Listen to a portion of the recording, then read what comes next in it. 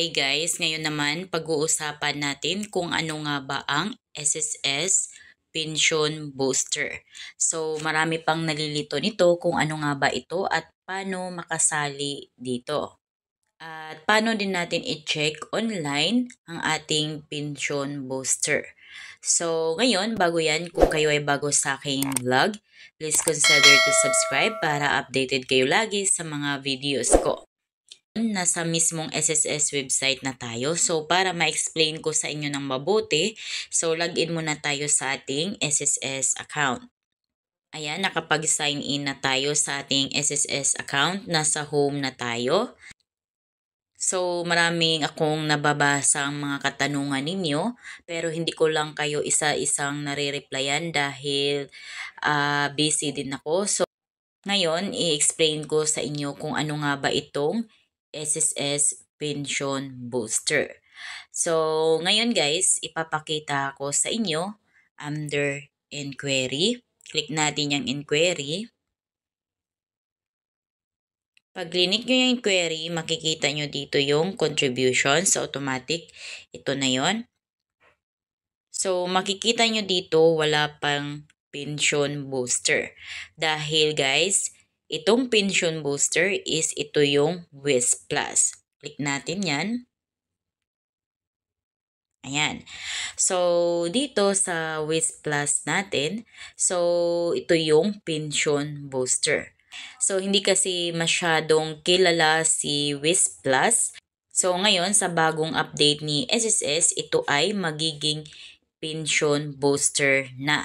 So, siguro i-update nila ito next month or hindi pa natin alam kung kailan ito ma-update. Basta itong pension booster guys is ito yung WIS Plus. Ang WIS Plus is magiging pension booster na. So, binago lang ni SSS yung pangalan nito dahil nga ito ay hindi masyadong kilala. So, ngayon tatawagin na itong pension booster. So, makikita nyo dito na meron akong WIS Plus na amount is 500 pesos. Pero guys, huwag kayong mag-alala dahil isa ko doon sa dumalo sa media conference ng pag-launch nitong bago. Dito sa WIS Plus, hindi nyo makikita yung amount na interest na tinutubo ng pera ninyo. Pero sa bagong update ni SSS, so makikita nyo na dito yung earnings ninyo. So makikita ninyo yung earnings ninyo dahil ito ay 7.2% ang return rate nito. Kung kaya makikita nyo na dito yung update. Sa bagong update nitong WIS Plus na which is pension booster na is makikita nyo na yung magiging interest or return rate nitong inyong pension booster. So, para naman sa mga gustong sumali dito dahil dami kong nababasa ding katanungan kung paano nga ba makasali dito sa pension booster.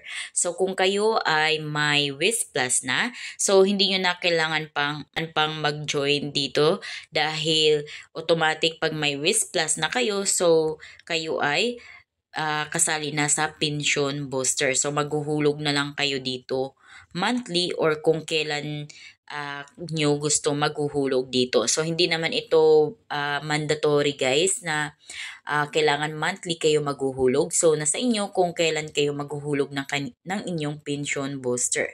So, tinatawag itong pension booster dahil pagdating ng araw is madagdagan na yung magiging pension ninyo. So, lalo na sa mga magsi-senior citizen na. So, mas okay at maganda na sasali na kayo dito sa WIS Plus dahil soon pag magre-retire na kayo, mag-a-apply na kayo ng retirement benefits kay SSS is may dagdag na yung pension ninyo.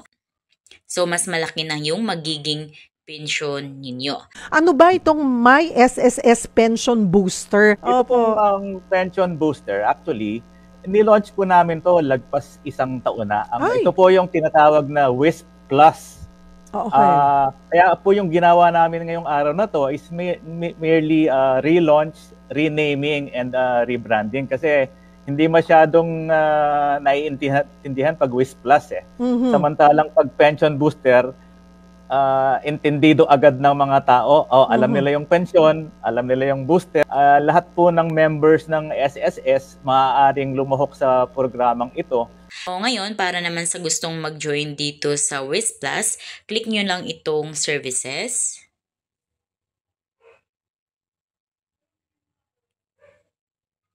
Then, click ulit services. Then, makikita nyo dito yung enroll to WIS Plus. Click natin yan. SSS member is already enrolled in the WIS Plus. So, dahil guys, may WIS Plus na ako. So, para naman sa tutorial nito, kung paano kayo makapag-open ng WIS Plus or pension booster. So, ngayon, ito yung step-by-step tutorial.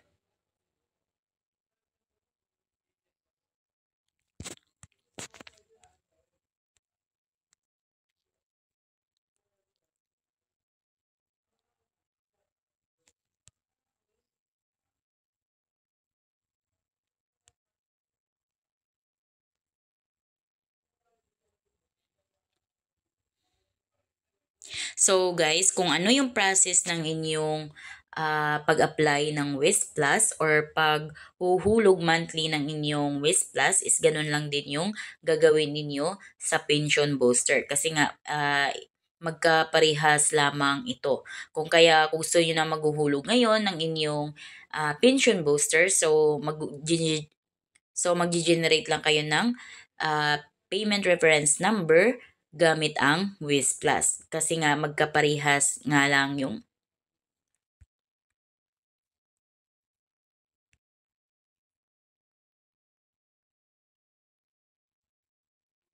So, ganun lang guys kung paano kayo makapag-join or ano nga ba ang WIS Plus.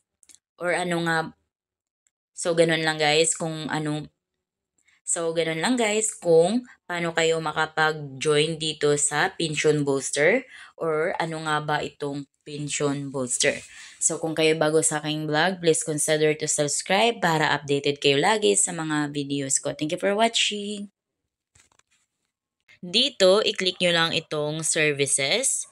Under services, pagka-click ninyo, ito yung lalabas, kaya i-click nyo ulit yung services.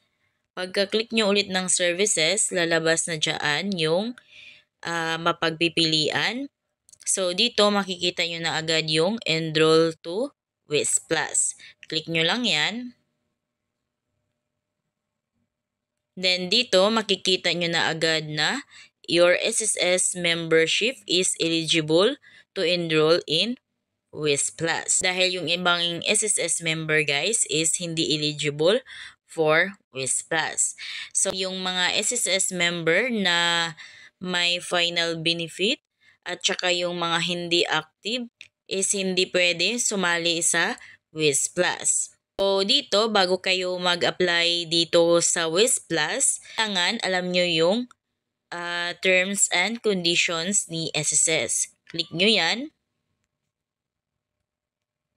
Then dito, makikita nyo yung may naka-color blue na open. Click nyo lang yan. Then makita nyo dyan, download. Click nyo yung download. Then PDF viewer nyo. Open nyo lang yung files. Ito yung terms and conditions ni SSS for the WIS Plus program. So, dito guys, basahin nyo yung mga gusto nyong malaman dito.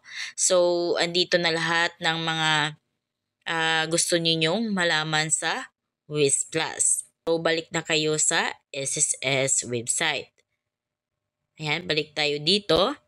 Click nyo na itong accept. Pag click nyo yung accept, nakalagay na agad yung ganito. Congratulations!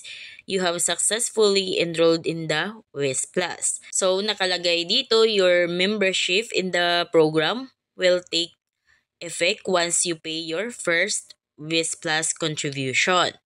Please generate your reference number or PRN before paying your contribution. So, ayan, mag-generate na tayo ng ating WIS Plus. Ngayon, click natin itong close. Ito, click natin itong payment reference number or PRN. Then, ganito ang lalabas. Kung kaya, i-click nyo ulit itong PRN. Then, lalabas na dyan yung contributions. Click nyo yung contributions. Then, under contributions, click nyo itong generate PRN. Ayan, pag once na kayo ay employed, so walang nakalagay na payment reference number dito. Click nyo lang yung generate PRN. Dito naman, makikita nyo yung status ninyo or membership type. Click natin yan. Ayan, so dito guys, pwede kayong makasali sa WIS Plus. Kayo man ay employed, voluntary, OFW, or kaya self-employed. So, dahil itong account na ito is employed, ayan, wag lang natin yung baguhin. Employed lang yan. So, dahil ang account na ito is employed, so dapat naka-check lang yung color blue, naka-WIS Plus only. Dahil kung kayo ay employed, ang nagbabayad ng inyong SSS contribution monthly is yung employer ninyo. Kung kaya dapat naka-WIS Plus only lamang yan. Ngayon, dito sa WIS Plus amount, so lagay nyo yung amount na gusto nyong bayaran for your investment para sa WIS Plus. Ang minimum na amount ng WIS Plus is 500 pesos. So, lagay natin yung 500 pesos dyan. Click natin yan. Then, lagay natin 500. Ayan, nalagay na natin. Then, click lang natin itong total amount. Pagka-click natin yung total amount, automatic, lalabas na agad yung total amount. So, ngayon, click nyo na itong submit request. Then, click nyo yung OK. Ayan guys, may payment reference number na tayo. So, sa month ito ng March. Ngayon, click na natin itong back to PRN list. Ayan, so as you can see, may payment reference number na tayo sa buwan ng March. At saka ito ay WIS Plus amount of 500 pesos. So, ngayon, dahil may payment reference number na tayo, pwede na tayong makapagbayad ng ating contribution or investment dito sa WIS Plus. So, ganun lang guys kung paano kayo makapag-join dito sa SSS Pension Booster. Again, parihas lang yung WIS Plus sa Pension Booster. So, kung kayo bago sa aking vlog, please consider to subscribe para updated kayo lagi sa mga videos ko. Thank you for watching!